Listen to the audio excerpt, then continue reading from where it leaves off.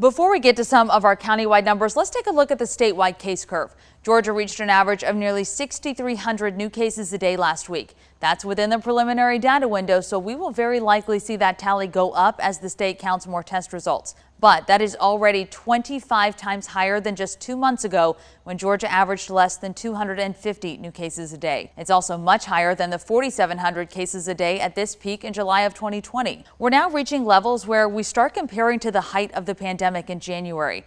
At its highest point, Georgia averaged almost 11,000 new cases a day. We're more than halfway there in this latest climb. I also want to point out on August 16th, again within the preliminary window, 8,750 people tested positive.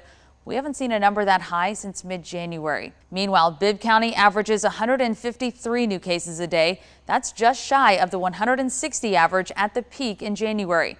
2 months ago, Bibb averaged only 3 new cases a day.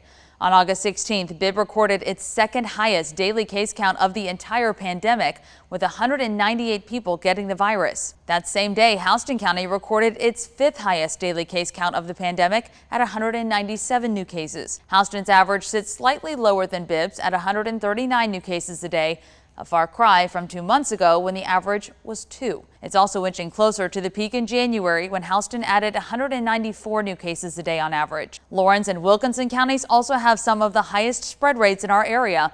Wilkinson sits almost even with January's peak.